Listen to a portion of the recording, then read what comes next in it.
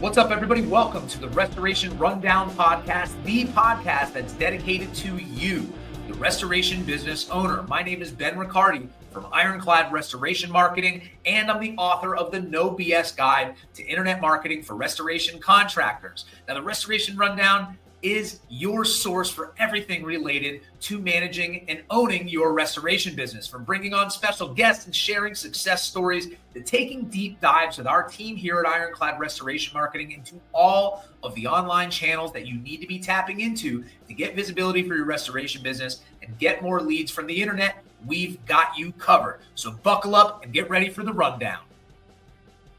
What's up, guys? Welcome back to the Restoration Rundown, the podcast that gives you the inside track on everything going on in the restoration industry, the strategies, the stories, and most of all, the straight talk that you need to build a better business today. Today, I've got a really special episode lined up for everyone. I am joined by two guys who have made a massive impact on this industry, not just through their consulting work, but through how they challenge leaders in the restoration industry to grow personally and professionally. I'm talking about none other than Reece and Chris Nordyke, who are the hosts of the Head, Hearts, and Boosts podcast, the co-founders of Floodlight Consulting Group, and now, new news that I'm dropping here, the leaders inside FP Property Restoration as they help build what they call a true legacy restoration company. These guys work with owners every single day on leadership, culture, systems, and all the real world stuff that will actually determine whether or not your company's built on sand or if it's built to last. So today, we're going to be digging in what it really takes to build a restoration business that isn't just profitable today, but one that can stand the test of time. A legacy business, something that matters. So whether you're driving to a job site right now, you're doing some paperwork, or you're just trying to sharpen your sword, you are in the right place. So let's jump in. Guys, welcome to the show. Chris and Bro, that was a heck of an intro, man. I want to do it. I just want to make sure so it's good. You zoomed out enough to where your head still fit into the frame from that intro. Class, man. Jeez, Louisa. That was great. Happy to be here, man. How's it going, man? We're not on short of things to do right now, but it's going well. Yeah. It seems to be the scene right now. It's towards end of year, all the holidays coming up and everything. But listen, I'm pumped to have you guys here. But I want to start simple. For anybody that has not crossed paths with you guys, you seem to be everywhere. I think I've flown to like 7 or 8 different locations, just end up running into you guys. Can you just run me through the quick version of how you both ended up in this world of restoration, consulting with Floodlight, and now with FP Property Restoration? Sure. Yeah. Go ahead, Chris. Yeah. Well, so my background, small business entrepreneurship, sales, pretty much since I was 19 years old, selling Cutco knives, that to another B2B sales job with Cintas, selling uniforms and laundry and shop towels and whatever. And then on to owning a retail commercial business with a partner of mine, eventually becoming a State Farm agent, which was kind of really my entry point, you could say, into restoration, right? Getting to the other side of the table. A childhood friend of mine had bought a small, what really at the time was a carpet cleaning company that he started to do water damage repair and build back for State Farm PSP program, brought me in as a sales quote consultant, although I had no idea what consulting was at the time. Right? I was like, yeah, I'm not busy. I'd left the insurance business. And he Facebooked me, and next thing I know, I'm meeting Brandon, and that's kicked off, what's approaching a 10, 12-year run together. Yeah. Wow. Congratulations. It's been a hot minute for sure. Yeah, same. I mean, it was, kind of got introduced to the industry like most of us. I think just I didn't know anything about it. And then, through some quasi indirect relationships, you get introduced to this thing. And when I got into the business, honestly, I just loved the fact I was your average person that was the underdog. So on paper, I didn't deserve to be a manager of anything. But then I got handed like all this responsibility, and it was an opportunity like the industry has provided for a lot of people. Like, it awards your effort. And I fell in love with that, and we've been in it now since. In terms of when we made the adjustment and started, booting up Floodlight Consulting Group, that happened almost 5 years ago now. And so we've been on that consulting side in the industry for a little over 4.5, 5 years. And then, as you said, just recently we decided for good or bad, it was time to go back. And you know what's funny, man? It's like, I think at the end of the day, we had this message in the back of our head a little bit of, those who can't teach. And I was like, I can't live in that. Like, I got to know that we still have the juice and that we can do this for real right alongside our peers and partners in the industry. And so that was what drove us at the FP project and what kind of gets us to this current state now, doing both owning Floodlight and now being partners inside a full service restoration team again. So yeah, I mean, thank you. I appreciate that. So you guys have built Floodlight, 10 years ago, and we're on our 10th anniversary as well for Ironclad Restoration Marketing, my agency.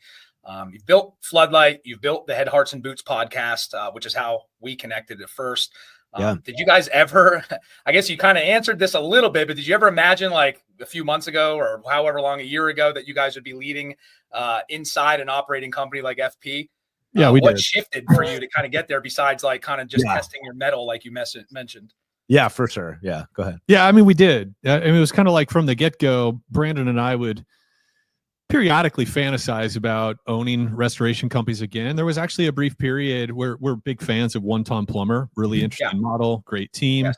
Yep. And there was a point at which Brandon and I were exploring, even setting up financing and getting our ducks in a row to own a One Tom franchise, potentially even develop a territory. And we just, timing didn't feel right. And we didn't end up pulling the trigger, but we're just entrepreneurs, kind of owners by nature. Yeah. Yep. We knew eventually we were going to get back into that seat in some fashion. But we're really just focused on building, scaling, and building a great foundation for Floodlight until this opportunity came along. It's just like, okay, well, we can't pass this up. This is it. So yeah, and we're fortunate too in the sense that because that was on our strategic radar, we wanted to make sure that when we launched Floodlight, that it wasn't to be self-employed. So right out of the gate, we had a vision for what is it going to take for us to create a company that can stand on its own, and that the internal team members and the consultants that exist under that banner, like they're recognized and respected on their own. Yeah. And so we've been, building towards that. Of course, just like with any business, you fail forward at times, and it, sometimes you win out of sheer luck. And we've certainly, participated in all the above. And so we're at a place where it's realistic for us to take on this other endeavor without sacrificing Floodlight and our baby here, for sure. Yeah. And listen, your foundation makes a ton of sense for this natural progression into FP. I mean, and congratulations. You guys are now in, I'm imagining you're going to be visiting my home state a little bit more here down in Florida. I'd love to get together with you guys. The weather's a little nicer. I noticed you had a jacket on pre-show, and yeah, I wore a jacket to work today too, but it was like 65. It was just more of like a fashion a little choice. chilly for you. Yeah, you had. Yeah, hey, listen, I'm waiting. I'm just watching for iguanas falling out of the sky at this point right now when we get these cold snaps. But we're back into the 80s for Thanksgiving. The natural, sweaty, short Thanksgiving that everybody tends to enjoy through history in the United States. So let's break it down a little bit. Let's talk a little bit about your roles with FP Property Restoration, and what does that look like for you guys day to day with all of the other things you have going on? Yeah, for sure. Chris, I'll let you go first. Yeah. So my title is Chief Sales Officer.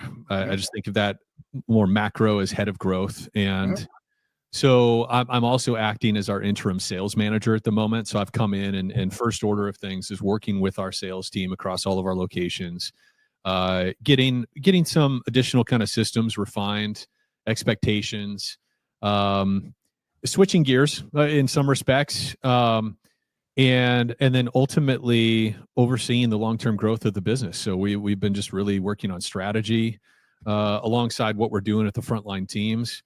A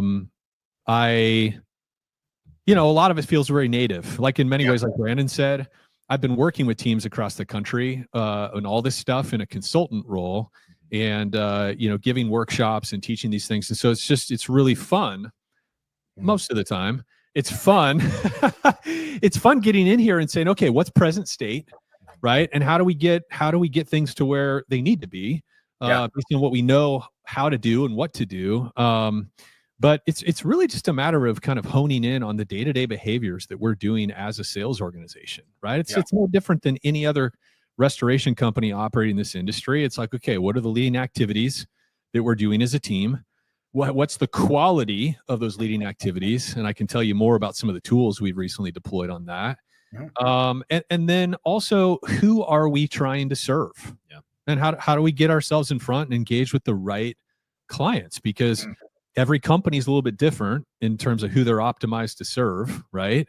And every market's a little bit different. And so those are kind of just the three things that we're really hyper focused on at the moment. Yeah.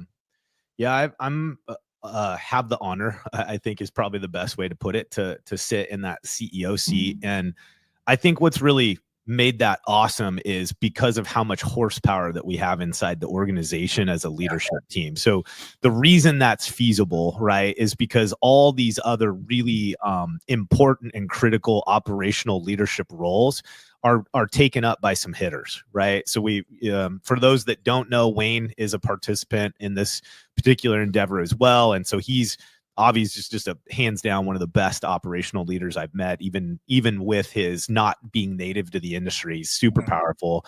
Steve is just a dude that you have to respect. Like, the guy's played the game at the highest level. And so again, like, we have all this operational horsepower. And so I have the opportunity to really sit more in a strategic seat and try to look out as far into the future for the company as possible. And that's just been super fun. Kind of a learning edge for me right now. Is turning a little bit in terms of my competency and my skill focus around making sure that we develop a true sales first organization. And that is kind of a different type of CEO or leader than I have had the opportunity to fill before.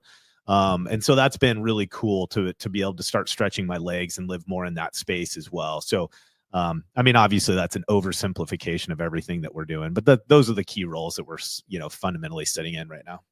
Yeah, I'm sure if we spent the time to go through everything, we would be on here for it'd be like a marathon. We'd have to start taking phone calls for donations and stuff. And that's right. Somebody shipping in meals. Yeah. Would make it. Yeah. Yeah. By the way, Uber Eats, we're looking for sponsorships. If you're out there listening, that's right. Yes, we are. All of us are.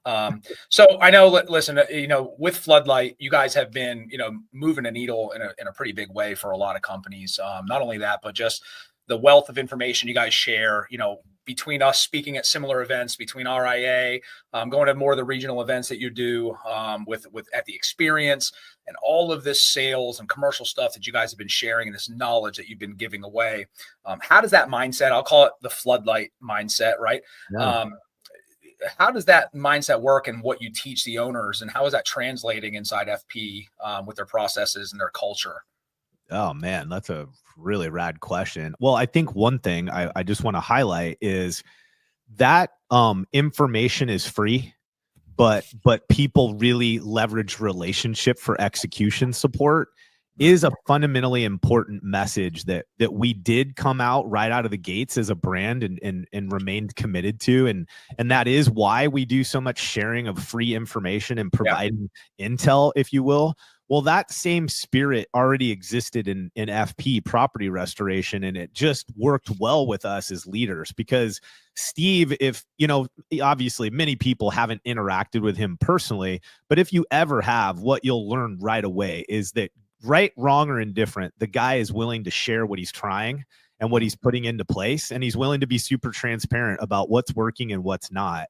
And so from our perspective, to be partnered inside an organization like that, where we just get to continue living out the same values that we've had at Floodlight, was really important because, let's face it, like as soon as you strap on a brand for yourself, some of that weird mindset sets in where people get a little bit defensive and fearful, and they start wondering, okay, what are you going to do with information, and how will this apply to, other relationships? And at the end of the day, man, we get to do live what we've already been doing with teams across the nation. And so we're going to continue to lean into that. Information is free. Like, we're going to talk about what we're doing and why we're doing it. And we're going to be honest when it's a failure and when it's a win. And hopefully people will continue to leverage that inside their own businesses, just like we've always done at Floodlight. For sure. Yeah. Yeah, I think it is. It just gives us a chance to live out what we've been teaching, Yep. right? Yeah, And the bad and the ugly, and like there's no magic. There's no magic bullets. I think all of us who've been doing this for more than a minute, we realize that if you've owned a business, you just realize there are no magic bullets. It's all about execution and people, and we're experiencing in many ways probably the same challenges that any sizable restorer is dealing with in their own business and has been over the last couple of years. Like we feel and see and experience all the same challenges the rest of the industry is, and we're just doing our best to apply the principles that we've been teaching to try to address those things. You know what's kind of interesting, Ben, is like kind of a byproduct that showed up right away that I think is interesting is I'm also getting a better appreciation for some of that air gap that I've allowed to build up between me as a consultant and the real life day-to-day of an operator. And so one of the interesting byproducts is, man, have we had a real legit reminder of how difficult it is to execute, even when you have the best information. And it's made me really convicted as a leader with Floodlight to just ensure that we understand that and we continue to iterate our partnership in such a way where we can still help those leaders and those owners make legitimate traction, but not lose sight of how real it feels to be handing a drowning person a baby sometimes in our relationship. And so, I think part of the byproduct for Floodlight and its client base is, man, this is just going to keep us on the ground and keep us grounded in terms of how we're trying to partner with people. So, I mean, it's just been a great experience from that perspective, even already as well. Yeah, that's killer. That must be really rewarding too, for me and my digital marketing agency. Like every single one of these interviews we do here on the Restoration Rundown podcast, I have a takeaway and we can share it with the team. And at the end of the day, it's to optimize results for our customers, right? And we don't know, and there is no magic bullet. All we can do is put our best foot forward, know who we're working for, and try there. So, Chris, you mentioned challenges, right? The regular challenges we're all dealing with in the day-to-day. I want to put you both on the spot a little bit more than I have been this entire beginning, but you guys want to share some wins or some challenges that might surprise people with this new role that are in it on a day-to-day? Oh yeah, sure. Oh geez. Well, it's just it's funny. And I think Steve would be just as ready to talk about all this too, if he were here. But Brandon and I were in Baltimore for the RAA regional event here. Yeah. Gosh, it was just like a week ago, I guess. Yeah. And literally, it's last Wednesday. And we were walking down the city street and we were just talking about, reminiscing about, hey, like, even though we've worked with FP for the last 4+ years as consultants, there's pockets of issues and things that we've been finding that we were totally unawares of, or the magnitude of it or whatever. And we're troubleshooting these things. And it just made us think. It's like, okay, well, if this is true about us who, has a pretty strong working understanding of the business, the industry, and we've been working with this client closely for 4 years, and we're still getting some surprises. We're finding these now. How then should that affect how we're delivering service in our consulting? And how can we do an even better job of gaining visibility into the business and helping our clients? And one of the things that came out of that is, I think a lot of times as owners, and this is true of Brandon and I as well now, sometimes you just don't know what you don't know. Like we get in and we discover things with our clients, but there's some things that you just aren't aware of at a level where you don't even think to bring it up as a problem, right? Because it's just it's not on your radar. You're hyper-focused on all these other areas.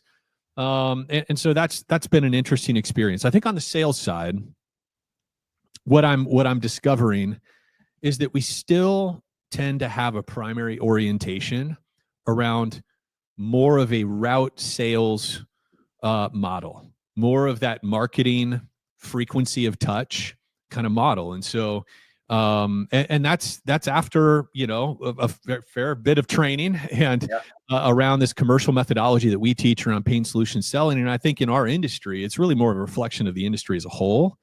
The industry as a whole still is pretty anchored in this touch frequency, have a route, see all 200 of your prospects every single month, make sure you're top of mind, you're the last one in.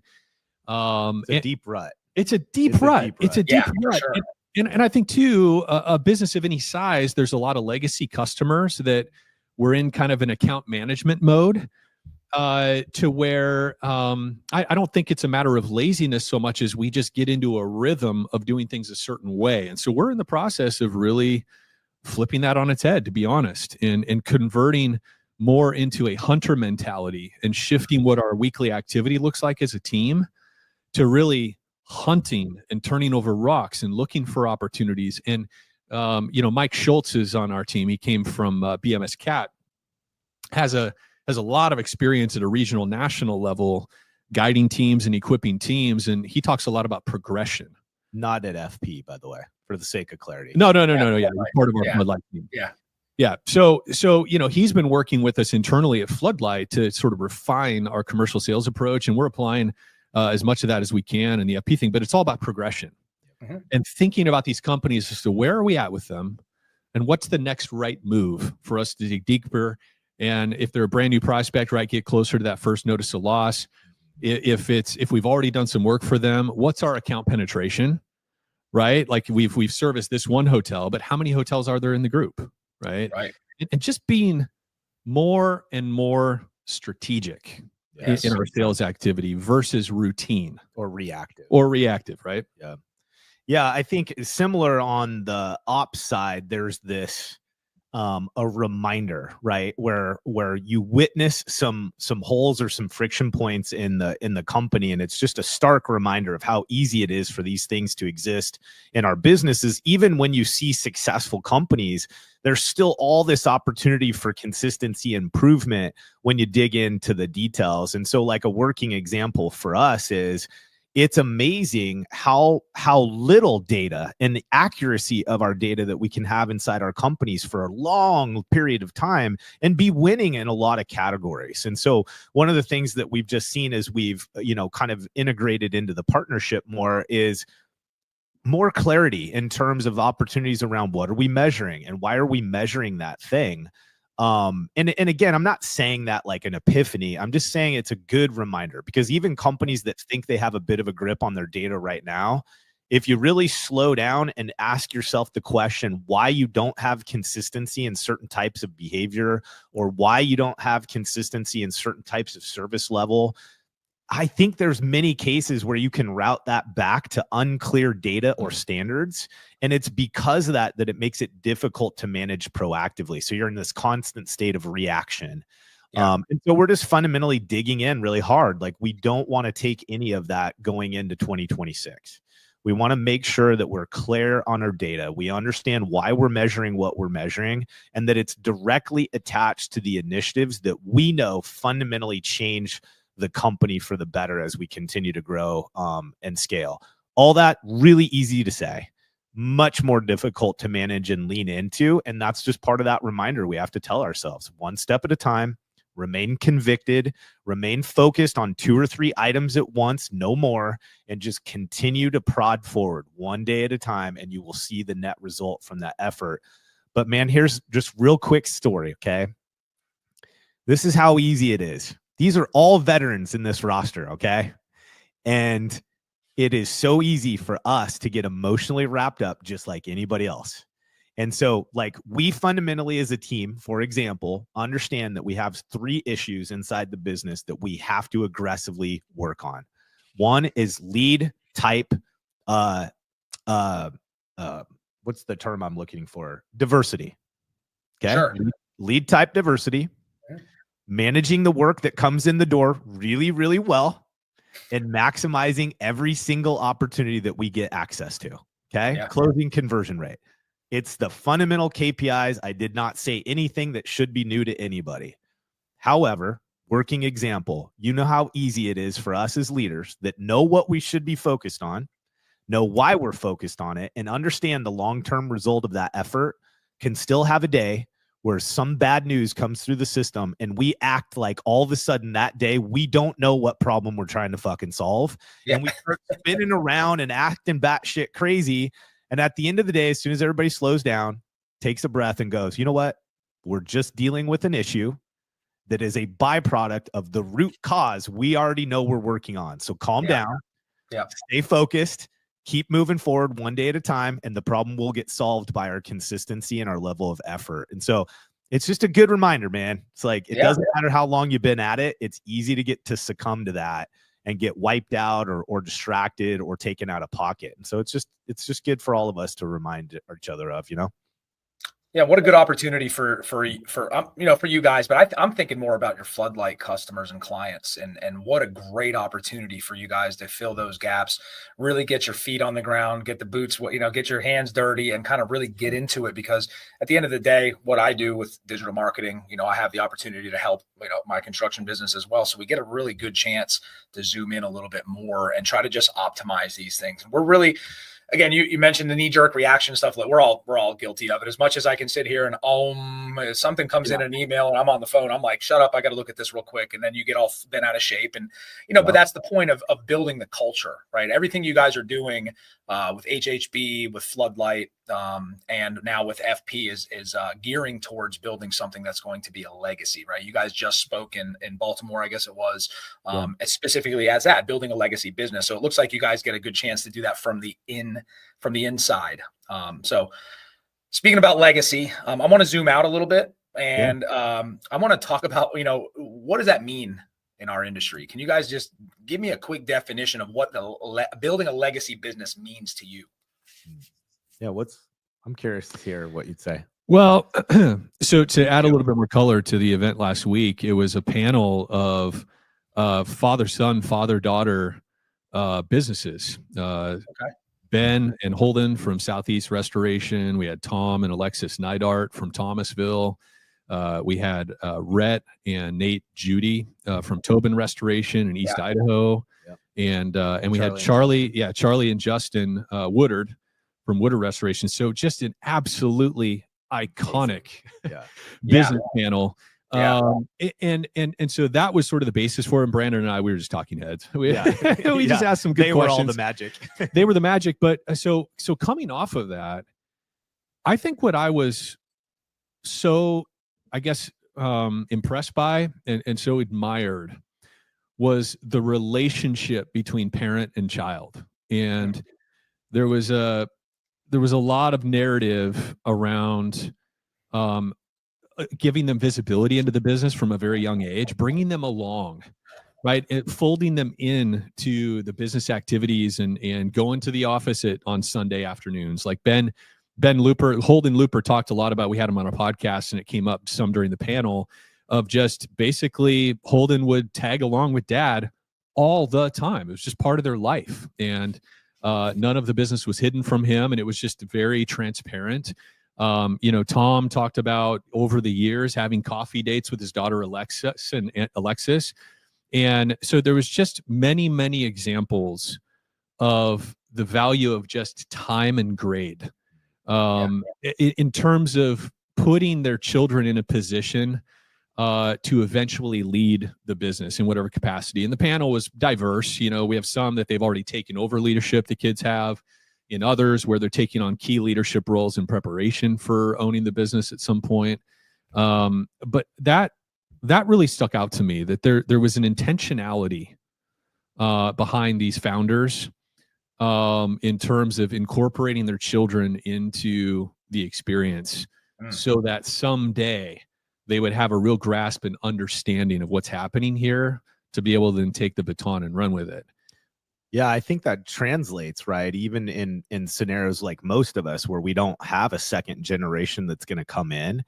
I think that characteristic, though, in terms of going back to a legacy business, is that proactive planning. Like who is the future leadership inside this organization and creating a path for succession planning and development, and I think what sometimes can be a little easier is when you have a multi-generational business, the family is thinking about it because it's their kids. And I think we have an opportunity to think about it the same way, but just understanding it's not a second generation, but it's just someone in my ranks or someone I haven't recruited yet that would come in and be that person. I think for me, and I'm not saying that it requires this to create a successful business. I think there's a lot of successful businesses in terms of financial metric that exist and they don't focus on this. But for me, like at the end of the day, Ben, I am conscientious of the fact of who's going to be surrounding me my last day on earth. Yes, sir. Yep. And I don't believe that making millions and millions of dollars and then selling something and walking away will necessarily have a positive impact on who it is I'll be surrounded by at the end of my journey. I think the way we manage relationships, the accountability that we create, the way that we change and modify our behavior over time and how we interact with people, I think that's the pathway that creates something where you have such meaningful impact on relationships that those people respect you and honor you to a certain extent, and they're likely to show up at the end of your journey to be respectful and to be a part of that transition with you. And so I know that's kind of dramatic, right, and storybooky, but if I can lead a company, if we can hold each other accountable to certain types of behaviors and consistency and commitments, that it gives me a stronger chance of giving my time and energy to something that builds that way. Yeah. And I can be surrounded by people I've had a positive impact on at the end of my days. That's going to be a journey that, to me, I feel like I'm going to hear, well done. Yeah. And I would just say, within FP, one of the things that we sort of kicked into high gear, it was sort of an agreed upon principle already, but we really have poured gasoline on this idea of promoting from within. And so as we've identified, even just in the last several weeks, critical roles that we need to be hiring for and backfilling for and so forth, we've put in place a really aggressive recruit from within kind of process within our HR team. And one of the outcomes of that is we were hiring for a sales position, and we had a mitigation technician that was really interested in moving into sales. And to be perfectly honest, historically, that would not have been my go-to move. I would have been really hesitant about bringing somebody in from a sort of a frontline EMS role. But just because of this system was put in place, this person got in front of us, and it was like, oh my gosh, this is a really great opportunity for this person. And there is a really great fit here. And we're about 2 weeks into that. And it's awesome. It's an incredible feeling, because I may not have singled that person out just based on the title that they were carrying for that opportunity. And yet I'm now watching this person blossom and just be excited and also effective in this new sales role. And it's like, man, it's like, to me, it's super gratifying to see people kind of expand and grow right in front of your eyes. And so I'm excited to see, as we continue to, push on that, what kinds of development, we're going to see across our team. And I think too, this person, I mean, I'm not, I can't read their mind. Well, they've told me as much. They're like, man, I so appreciate this opportunity. You talking Taylor? Yeah, I'm talking about Taylor. Yeah, it's PM. Yeah. Shout out Taylor. Yeah. Shout out. Get him, bro. And so it's just really fun. And I'm anticipating lots more stories like that coming out of FP. It's really cool. Yeah, I think so too. It's meaningful. Yeah, I think, Brandon, I don't think that was dramatic at all. I think that is 100% the catalyst, is what is going to build a legacy business, is that philosophy, right? And I think it's really cool that you guys get to see this proof of concept with that. And I'm also a firm believer of recruiting within. I think it lends to building that philosophy and building a culture in a company. And when people are buying into the culture, one of the things that I enjoyed about learning about like the One Tom franchise, for instance, is that, there's like a non-starter. This is who we are. This is what we do. And when you fall into that gap, I mean, I just think you open up, I'm more of a believer in hiring the person, right? A lot of people, they're hiring the person versus the skill. And I think that anybody can be taught anything. I'm a testament to that. I've zero before 2015, I had zero experience in digital marketing. And we built a really strong agency here 10 years later, and we're growing stronger. I mean, we've got a lot of growth coming to 26. So I love that. I love that philosophy. I love that for you guys, that you get to see that in action. So if the legacy of a business here starts with philosophy, right? And it's going to be held together by people, right? In most cases now, unless AI ends up taking over and Skynet becomes the new thing. Let's talk a little bit about the leadership and culture there. Yeah. Are there any specific like leadership traits that you guys are consistently seeing in the owners, and not just with FP, but just in all of the other businesses that you work with that help them build a durable company that'll stand the test of time? Yeah, I think there's definitely markers, right? And then there's a big commitment to iterate around what will it require. So in full transparency, and that's a commitment we've made. I would say if I audited the current state of our organization, I would say that we have a ton of commitment to learn and iterate. But I wouldn't say that those leadership competencies are in play yet. I think we're still developing them if we're honest about it. And so like, what does that look like? I think there's a commitment to scenarios like this. It's easy to say we are going to recruit from within, but then it's easy in the same paragraph or same breath to be disgruntled because the team doesn't have the skill set to fill the next role that they would like to fill. Mm-hmm. And so what you learn very quickly is these things that we want to happen inside our company actually put an immense amount of pressure, weight, and responsibility on leaders to create clarity and a path for those employees to be able to step into those updated scenarios or opportunities. And dude, to be honest, and this is not, I'm not bashing on anybody, I'm recognizing it's hard.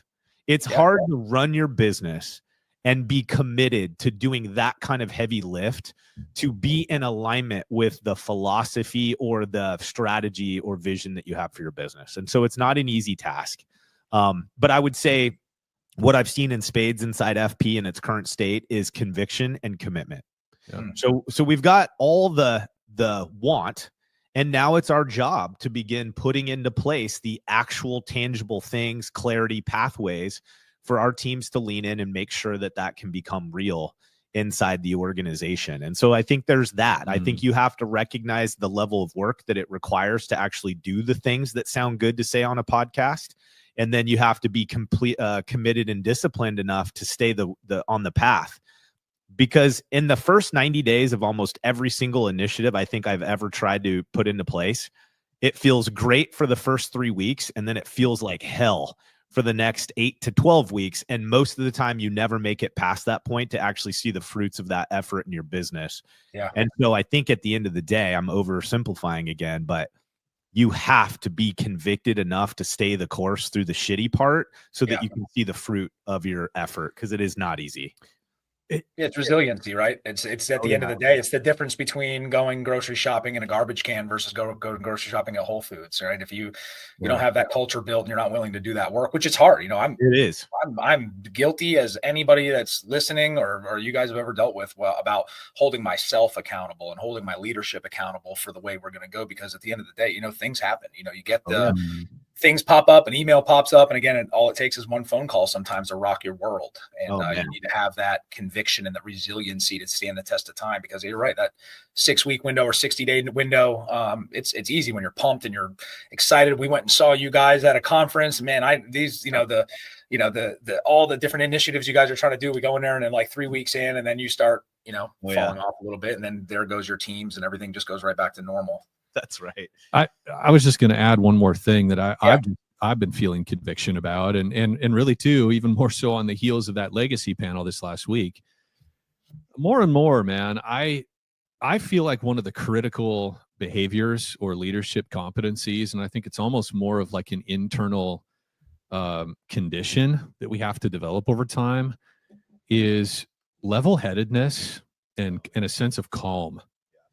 I think one of the things that our people need absolutely most from us, it's like, yes, do we need commitment? Well, 100%. Yes. Do we need a sense of urgency inside our company? 100%. And I think as leaders, like, one of the best things we can do is provide this kind of feeling of safety and stability, even in the midst of all the crazy stuff that we as company owners are dealing with at any given time, at every size of the business. You always have fires you're fighting. But I look at people like Ben Looper and I think of like Rhett at Tobin, and just the demeanor and the self-control that these guys exemplify in terms of, and I would just say as raw as like controlling one's anger Yeah. Right? We were just talking about how something blows up and it's like, and it Yep. knocks us off balance. And I think really our people need us as key leaders to be stable, to be calm in the face of adversity, right? To non-reactive, right? Like they're looking to us. We're like, okay, this shit's happening. What should we do next? And they look to the leader, and the leader's calm. It exudes confidence. So it's like that's just a character trait that I've been seeing in some of the leaders that we most admire. We've been really fortunate, like you have, to have many really incredible leaders on our podcast, and we've had clients. Many of whom are really incredible leaders and gifted. And that's one of those common themes that I'm really trying to lean into this year is that. And I think the other thing that comes with that sense of calm and stability is reliability. This is, for me, has been a personal journey. I came up as really a sales business owner. I'm the talker guy. Yep. And I'm not by nature or my nurturing, a super detail-oriented, reliable, consistent kind of person. And as my leadership has grown, I'm just seeing more and more every single day. It's like, okay, I can say something really great, but if I can't be relied on to consistently show up in a particular way, I'm never going to have the leadership influence that I want to have.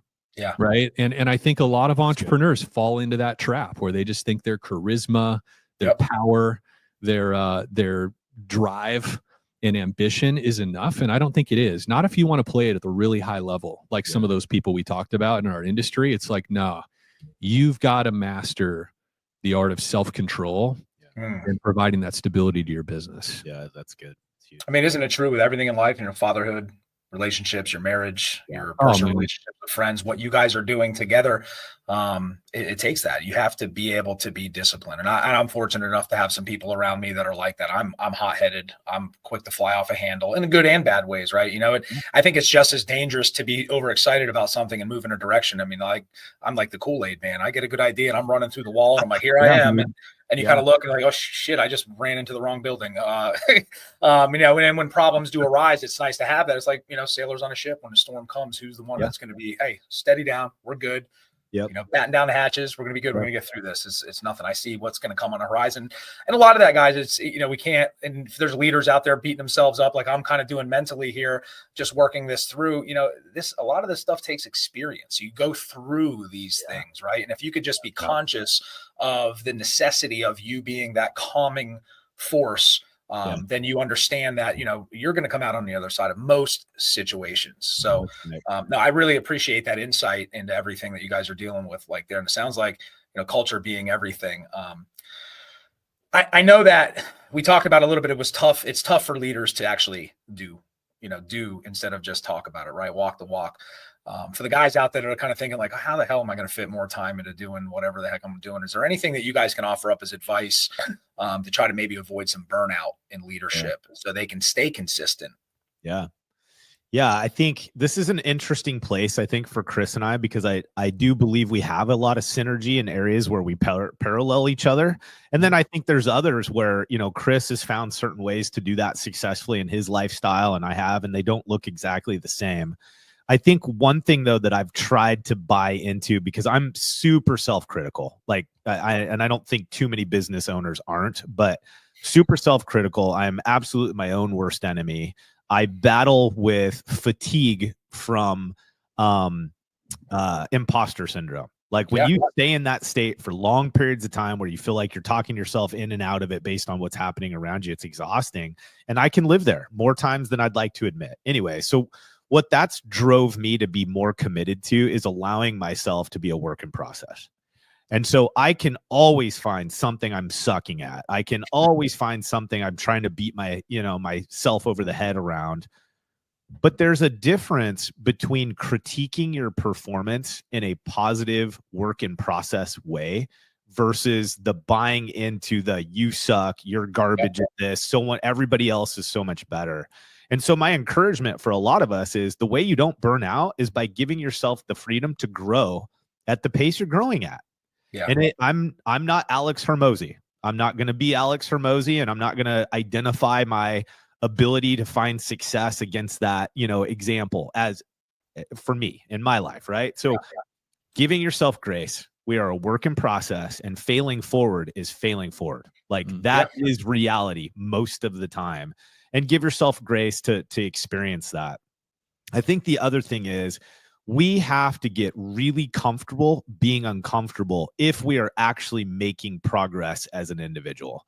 And FP is absolutely an example of where I said, I have to be comfortable being uncomfortable, meaning I will be leading at the outer edge of my known skill set and capacity at FP for a long while. And if we do our job well, I will constantly be in that case because it means the company's growing and scaling to the point where I'm now still beyond my current skill set because the business looks different than it did yesterday. Yeah. And so if you can't get comfortable being uncomfortable and consistently living in the outer edges of your current skill set, you're never going to push yourself to the capabilities that you have. And so I think you just have to hold on to those two things simultaneously. It's an and statement. It's not either or. Mm-hmm. I'm comfortable being uncomfortable because I'm always at my outer edge. And at the same time, I'm failing forward and I give myself grace to do so. And if I can do that consistently, I'll be all right. As soon as I get one of those off track, I begin to feel unwarranted pressure and I burn out. And most of it's a mental game than an actual activity or time management game for me personally. Yeah. I mean, I could sort of say ditto to all of that in my own way. I think because I'm in that season right now where I'm feeling there's periodic feelings of overwhelm. I'm trying to be excellent at being one of the owners of Floodlight, right? And continuing to steward, right, our relationship Floodlight, and at the same time dedicate extreme focus to FP and what FP needs. And so it feels overwhelming sometimes to be able to step back and really focus on what am I prioritizing? Like you said, like most owners, I think, live in some state of overwhelm, whether they would describe it that way or not. It's not cool to say that, right? But so I think for me, one of the things that is a really strong anchor for me is I am really careful to protect my morning time. It's usually when I'm home and I'm not traveling. It's usually with my wife. It's with my phone sitting on the kitchen counter about 9 feet away from us on the living room couch. And it's that time where things come to me, sometimes even in conversation with my wife. And it just gives me this pause break in my day where I don't immediately drop in to work. And that's one of those things. It's hard for me to articulate why that is so important. I'm just saying it's become incredibly important for me. Those days where I leap right into work often are the ones that feel frenetic, chaotic, and I'm reacting all day. Yeah, and when I'm able to sort of protect that ritual of I get up, I grind my coffee, I put the coffee in my Mocha Master, I make the pot of coffee, my wife gets up 15, 20 minutes after I do, we sit on the couch, right? Then I get up and I make some eggs, then I take my shower, and then I go. That 35, 45-minute process helps me remember who I am. And it also allows me to sort of process thoughts and things coming up for the day in this really loose kind of environment where I can think about these things that I have ahead, but I'm also not reacting yet to the stuff that's on my phone. I think for me, maybe this whole thing hinges on me having the phone on the kitchen counter and not in my hand during that time. But anyway, so that's just a thing that I've noticed here. And I think that's important. It's something I've been focusing on, with my faith. And one of the things that I'm learning a lot in that vein is taking that time to ground and taking that time to go back to what Brandon was talking about earlier. Who's going to be around you when you're on your deathbed, right? What legacy are you leaving as a man, right? What have you done? The relationships you've built, the businesses. Listen, money comes and goes. Businesses come and go. Hopefully they don't, but they do. That's just the reality of the world we live in. So I think that's super important. Protect that time. Have that time in your quiet place, have that time where you're spending with your wife or your son or your daughter or whoever it may be, and set the tone for the day. If you really want to be that calming, present, strong force in your business, then it starts at home, which is the most important place for you to have those systems in place, right? That we talk about all the time, and implementing systems and structure. So I really appreciate you guys opening up a little bit, and talking about that, because I think a lot of leaders, we all burn out, right? I suffer from imposter syndrome, very much like everything. I mean, I'm in my own head quite a bit, and I have my own ways of grounding myself. I know Wayne would appreciate this. Jiu-jitsu has been a huge thing like that in my life. However, I'm on the sidelines with an injury, but it's really been one of those things. Was kind of cool that, the genesis of this thought, from my Christianity to jiu-jitsu and to the business ownership, all boils down to that same thing. It's like protecting that peace that that you can create,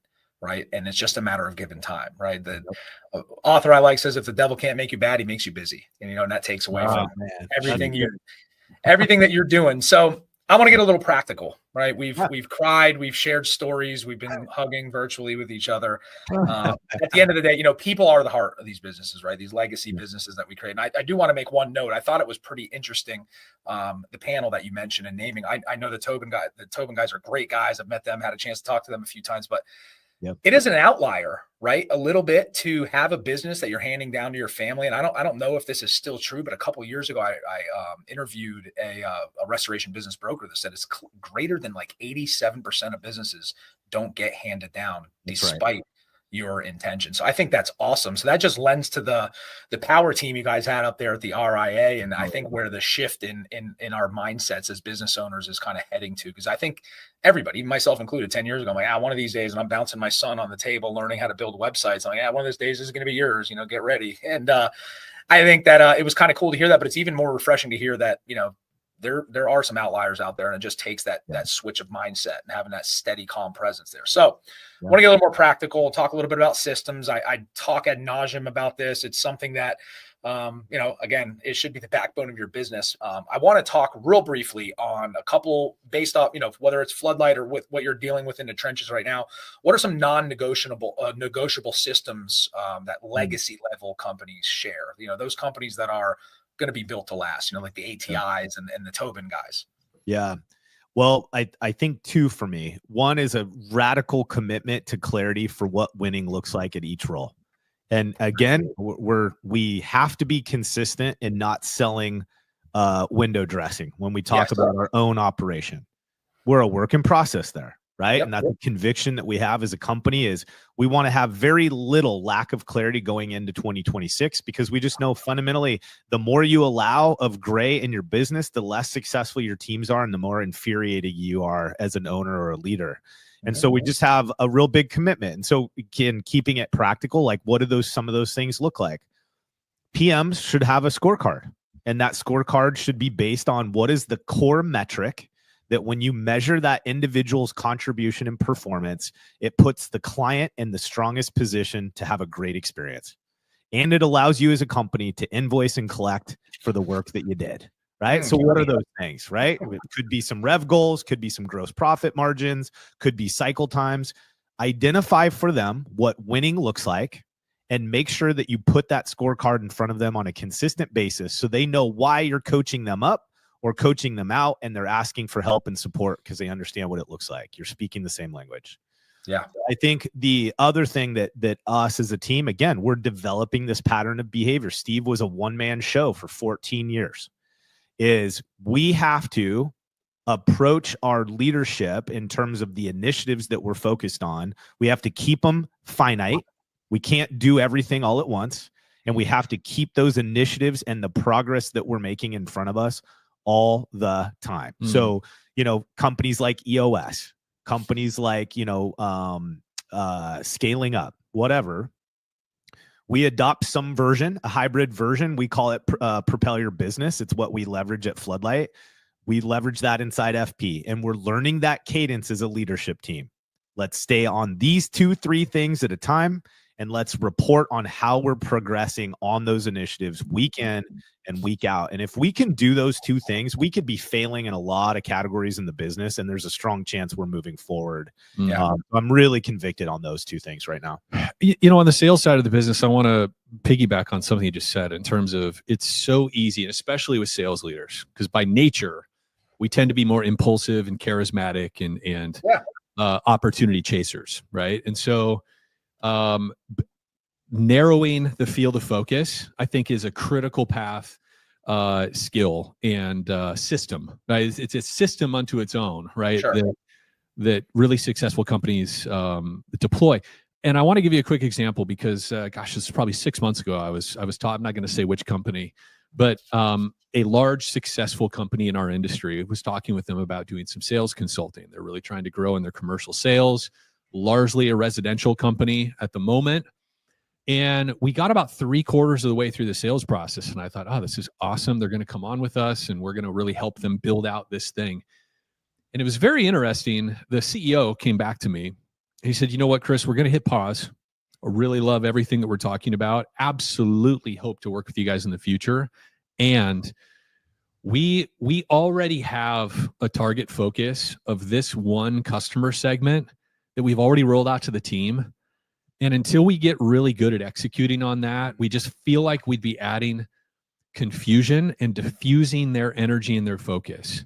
If we all of a sudden started going after, in this case, we were talking about expanding to senior living and hotels.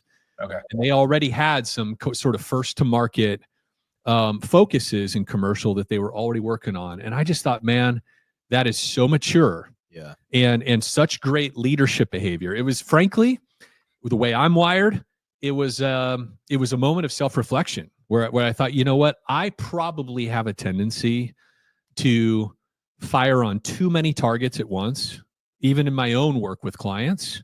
And so that was a real revelation for me of, gosh, that is such a critical leadership behavior.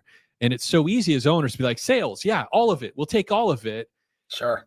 And that's not great leadership. And I think ultimately we don't get the same results. So I think that's a critical system, if you will, in terms of decision-making that we as leaders have to be tapped into. I think the other thing too is we have to have a methodology in place that we've taken the time to actually have our salespeople understand. And, you know, for us, we're big believers in the pain solution selling, you know, this fact that, you know, operational leaders, they don't switch vendors unless there's a meaningful amount of money to be saved or they got a problem they're trying to fix. Yep. And so in that case, no amount of candy and smiles, donut drops, baseball tickets, and bourbon is going to get a customer to switch from XYZ restoration to us. Yeah. Unless we effectively address a problem or we offer them a more meaningful, you know, pricing. And I don't think any of us listening to this want to get into the pricing game and competing at that level, right? Yeah. And so I think, well, you may say that's not a system, but it is, right? It is. It's how are we approaching our market? What are the kinds of conversations we're having? And you need to have a consistent methodology that the team's applying. Otherwise, you got high flyers that are doing this approach and you've got this, you know, person that's doing this approach. It's very difficult to troubleshoot. Yes. Why are we not winning and growing as fast as we want? Whereas if we have a methodology we deploy with every single rep, well, then we can troubleshoot, okay, here's the standard. Where are we at right now? And where do we need to do some skill building and course correction, you know? Yeah, I think that's really important. That piece right there is you can't problem solve if there's not a starting method. Yeah. And that's what most of us are doing is we've got tribal knowledge that we're still trying to leverage to get the job done. And the problem is now I'm 4, 5, 6, 10, 20 hires deep from the owner's original methodology. We don't even talk about the methodology anymore. It's broken down and become some kind of weird on the job, you know, osmosis hope. And then we try to solve an inconsistency in our service offering. And it's like, well, what are you even judging it against? You know what I mean? And so what's the baseline? Yeah, I just affirm that. I got one other practical tip just around systems. We literally just onboarded like 3 days ago a new software tool that we're utilizing with the sales team. It's called Rilla, RILLA. And I'm already a fan. Like I just saw our very first Rilla meeting come through onto my administrative dashboard, and my smile went from ear to ear. What Rilla is, it solves for a universal age-old problem with sales management, and that is, if I go, and some people may have seen my article in C&R Magazine a couple of weeks ago on this, the problem with ride-alongs, right? Well, like, what is the most common sales management approach? It's going on appointments with your salespeople, watching them, giving them feedback in the car afterwards, all this kind of stuff, doing cold calls with them, et cetera, ride-alongs. The problem that I've experienced over and over again is that my sales rep doesn't act the same. No. When I'm there as the boss. And the customer does not act the same when the authority figure is present as well. And often, not always, some salespeople have more power and control just in their natural kind of who they are. But much of the time, the customer ends up diverting their attention towards the authority source, and it ends up engaging the boss. And so it's not that it's not helpful in any way. It's just it doesn't go a long way to actually developing that sales rep to function better and better on their own independently. And so Rilla, what it basically is, it's like those people that use Fathom or even Gemini, for their Google Meets and their Zoom meetings and stuff like that, Read.ai, there's all these different transcription platforms. Well, none of those have a field app associated with it for recording meetings in person. That's what Rilla is. Rilla is basically Fathom for the field. Their audio engineers have mastered the iPhone and Android microphone systems. And so they're able to create really clear recordings. When you set it up, like all the sales reps do their voice signature. They record a bunch of sample scripts and things like that so that Rilla can very easily distinguish between them. Literally, their phone need only be within 30 feet of the conversation happening. Which is crazy. And so companies like A1 Garage Door, it's really, really cool. So home service companies are now having their sales reps, their technicians responding to a bid for a garage door or siding or roofing or whatever. Just let them know, hey, I'm recording our conversation with my AI transcription tool. I can send you a summary after we're done today of our conversation. That way you don't have to take notes. Well, we're now doing the same exact thing with all of our commercial prospects. Every single meeting, our team is recording, and I, as their leader, I can sample these meetings and listen to not only what my sales rep is saying, but in some cases, even more importantly, what is the customer saying? Yeah. And so now I have the means to truly coach them on their in-person sort of behavior and their skill of, hey, next time, I loved how you asked a question, but next time try this question instead. See what happens. Let me know. Right. Yeah. And I can really get tactical with the team. I'm just so stoked. Super coaching. I'm literally, after we're done here, I'm getting ready to listen and review my first Rilla, but it's so cool because it comes back and it's already got like a summary of what happened, summary of the key moments and stuff like that. And then I have the ability to listen to the full thing as well. So anyway, I just wanted to drop that little tidbit for teams looking for a solution. Hopefully like they're going to give you some ad spend on that. Yeah. Shout out Rilla. And you know what? I want to recall something too that, Chris, I completely, like, my ADD and the million browser tabs that are open in my brain right now. I said, Mocha Master, huh? I'm a Mocha Master man myself. And I think really? that is a coffee making game changer.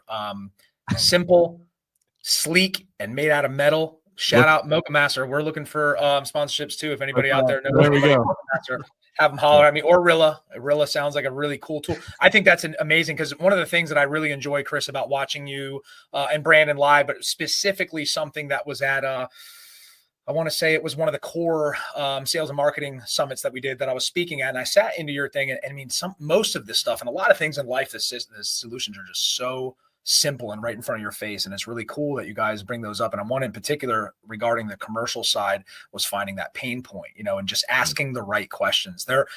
I'm so used to vendors. I mean, they call me every day, stop in here, drop cards off, and it's annoying. I've got our office manager's really good at deflecting. I mean, pro offensive lineman, not in stature, but in the protection aspect. Yeah.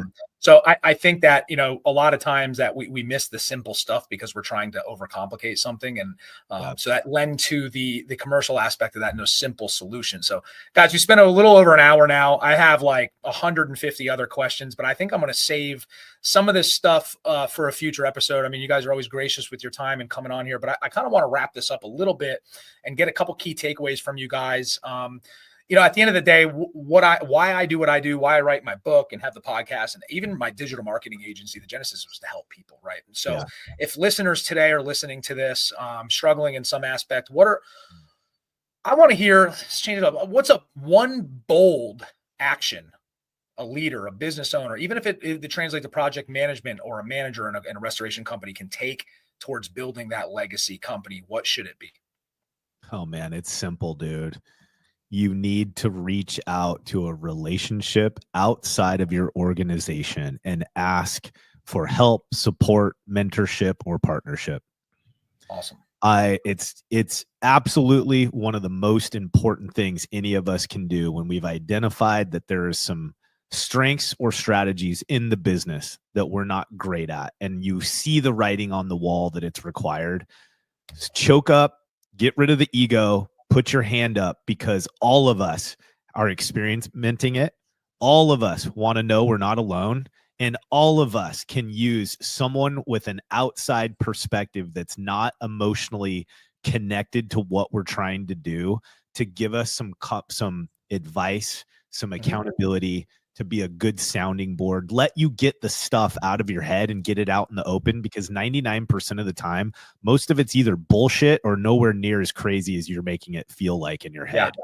You know what I mean? Like, just fundamentally, dude. And that was one of the first steps I took when I took on this role with FP. And I'm just really honored to have some great men in my sphere that are willing to spend some time with me to do just that. So yeah, I think to just lend to that, I think one of the most dangerous things we can say as business owners is, I've got this. Oh man. When a problem arises, right? Yeah. Yeah.